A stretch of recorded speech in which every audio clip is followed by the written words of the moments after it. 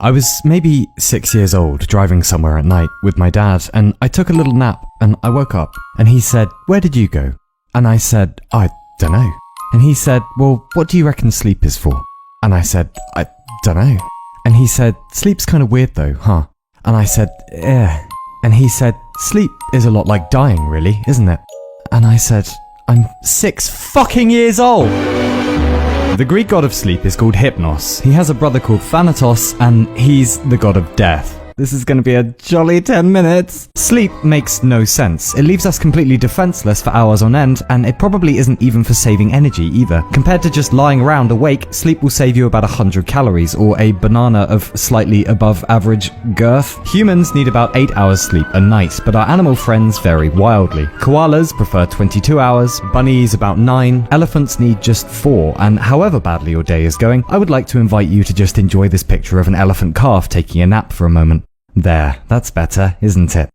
No, me neither. But whatever sleep is for, it's so essential that nature wired it into almost every half-intelligent organism on the planet. For example, dolphins. If they slept like us, they would drown because they don't have gills and they need oxygen. So they sleep uni-hemispherically. That is, they float just below the water and one side of their brain sleeps while the other stays awake, then they swap over. Human death rehearsal, sleep, is a bit more straightforward. Teeth, toilet, spot of hysterical crying, and it's off to the land of Nod. Stage 1, brainwaves slow down a bit. Stage 2, your pulse will slow down and you'll begin producing sleep spindles, which are little bursts of brainwaves that, well, we don't know what they do exactly, but they look a bit like that. So, yeah. Stages 3 and 4 are the deepest levels of sleep. Growth hormone is released, tissue is being repaired. Then stage 5, rapid eye movement or REM stage. Your brain kindly paralyzes your body, mostly. The eyes roll about, the face twitches, brainwaves go mental, and this is where about 80% of dreams occur. Anyway, the funny part about all this, of course, is when we're not dreaming while asleep, where do we go? It's just black, it's just oblivion, every night, over and over, because sleep is just death being shy. If we got news that an asteroid was approaching, scheduled for arrival, say 60 years from now, and it was so gigantic it would wipe out our entire civilization, we would probably go fucking nuclear. Riots, war, maybe end the world before the asteroid even arrived. And yet, there is an asteroid approaching slowly in the distance, but it only gets one of us at a time, and we practice for it every night, and its name is death. With an asteroid, the whole species will be gone in a few days, probably. With death as it stands today, though, maybe we take comfort in the fact that even though we'll be gone, the world will still carry on without us. But ignoring technology and politics, we do know a bit about the future we'll all miss out on. And if it cheers you up, we can take a little tour of that future. Just for fun, let's say sometime in the next few years you become a parent to 2 children, and that the average human generation cycle is about 30 years. Well, by the 2080s, we're 2 generations down the line. You are now a grandparent, and 6 humans have inherited your DNA. If humans have made it to Mars on November 10th, 2084, the colonists will witness the transit of Earth from Mars, the Earth resembling a black disk passing across the sun. 2110, another generation later, and assuming humans have on average 2 children, your children have grandchildren now, and you have 14 descendants. It's quite possible they attended your funeral. Don't worry, everyone got smashed in the pub afterwards and said nice things about your hair. The world population is probably around 11 billion humans, having jumped 4 billion in just a century. The 2140s, another generation, all things being equal, 30 humans now carry your genes. 2200, another generation, and we're into the 23rd century. Halley's Comet has just reached its perihelion, you have 62 descendants. The mid-2200s, now 6 generations, that's 126 descendants of yours. Lilu and Corbin Dallas will shortly be initiating a romantic relationship, and by the end of this century, still at 2 children per generation, you now have 2050 descendants. We can no longer even speculate what culture and technology looks like, so year 12,000 AD, 240 generations later. If sex is even still in fashion, you now have at least several million descendants. The star Antares has just gone supernova probably, and will be visible from the Earth even in daylight. Year 52,000 AD, 1500 generations of your progeny later, and the Earth's rotation will have slowed enough courtesy of the moon that we'll need to add a leap second to preserve timekeeping. Year 100,000 AD, 3000 generations later, you might recognize the constellations, but they'll be altered. The handle of the Big Dipper getting a little relaxed at the back, for example. 250,000 AD, 7,500 generations later. Loihi, currently a submarine volcano in 2019, will have risen out of the ocean and become a volcanic island. 2 million AD.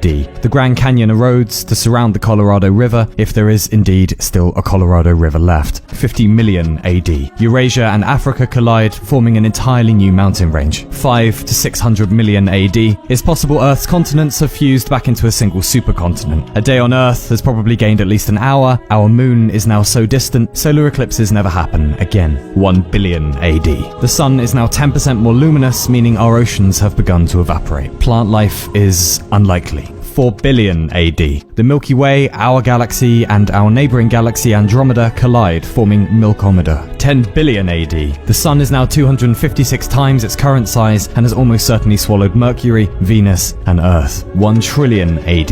It's possible the Big Crunch has now begun. The remains of the universe falling back in on herself. Galactic clusters will begin to converge, stars will collide, the resulting explosions illuminating the heavens nearby and distant. Eventually, the black holes of the universe will collide with one another, amassing into a single supermassive black hole, consuming itself. 1 quadrillion AD.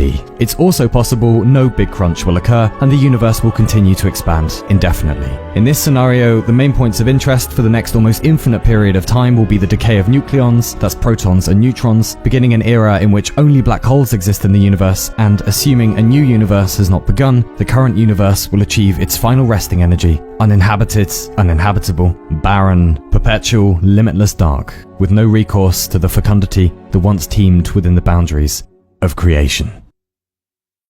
We all must have gone through that phase as a kid when it hit us, well, people die eventually, and mum and dad are people, and I'm a person, so, oh god! Some of us, including your pompous narrator here, never recovered from that phase. It is simply too much to live as the only animal that knows its projects and loves and lifetimes are limited, and when the animal is gone, after a while, it'll be as though the animal never was at all. And that is a notion too wide and spiky to fit inside the head. The things we will miss after we're gone. The parties, the births of humans we would come to love, or the walks, or the hugs, or the plucky steps into the dark our species will take yet. Homo sapiens? Yeah, right. Homo nihilus, more like. The only animal conscious of its approaching demise, and conscious of the world's approaching demise too. I suspect you, like me, have run into these people in life who are terribly clever and yet terribly broken, because they've looked into the abyss and concluded that on a long enough timescale, and in a universe so wide and apparently indifferent, we have no ultimate significance, and the point has dropped out of everything for them. But there is a middle way, between denial, I'm so fucking important, look at my bank balance, etc., and despair, there's no point to anything if we all just go off into the dark, etc. Because the world is just as fantastical as it is horrific, and it's just as arbitrary to lose hope as it is to find it. If everything was forever, would that really change so much? 80 years or 1 trillion, beer would still taste just as good, wasps would still be pricks. Fuck you, wasps! And maybe tomorrow we'll kill aging and death and stay up infinitely past bedtime. But as it stands today, we don't have the science yet. And so God-fearing or not, we have to find some way of making peace with the thing. For you, it might be religion or some variant of spirituality, and fair enough. But I'll tell you what works for me personally though. When it's late and I can't sleep and the abyss starts whispering about how I'm going to go into the dark one day, I keep in mind that whether I like it or not, I am part of something bigger. An experiment conducted across the entire planet, conducted across all of history, called us. Somewhere in the future, we are gone, and someone who loves us is remembering us. Somewhere ahead of that, they are gone, and someone who loves them is remembering them. The interminable rise and fall of generations. How many of us have been and gone down here since we became Homo sapiens? Billions, at the very least. To have stubbed one's toe, to have heard a new word and looked it up, to have yelled at the GPS as though it's the GPS's fault you got lost, to have watched another human blowing their nose or picking their teeth or something equally disgusting, and quietly thought to oneself, oh fuck, I've fallen in love with you, haven't I? Just to have been anything. What a weird honor. If sleep is just death being shy, then waking up is atoms being miraculous. The fact that for about 80 years atoms know they're even atoms at all, courtesy of being humans. Birth, death, the silly bit in between. If none of it has any ultimate significance, if on a cosmic scale none of it matters, does that really fucking matter? We won't last forever, but while we're here, what a silly decision it would be to waste our day out in the cosmos. That brief period of time when matter woke up, on a world as interesting as this one, with hair as excellent as yours, with all the other talking carbon units around us, who we can hang out with and be fond of and talk shit to, and keep the abyss well at bay. And if all that wasn't enough, just in case, in the words of Ursula K. Le Guin, a human who left us just last year, when I take you to the valley, you'll see the blue hills on the left and the blue hills on the right. the rainbow and the vineyards under the rainbow late in the rainy season. And maybe you'll say, there it is, that's it. But I'll say, a little farther. And we'll go on, I hope, and you'll see the roofs of the little towns and the hillsides yellow with wild oats, a buzzard soaring and a woman singing by the shadows of a creek in the dry season. And maybe you'll say, let's stop here, this is it. But I'll say, a little farther yet. And we'll go on, and you'll hear the quail calling on the mountain by the springs of the river, and looking back, you'll see the river running downward through the wild hills below. And you'll say, isn't that the valley? And all I will be able to say is drink this water of the spring, rest here a while. We have a long way yet to go, and I can't go without you.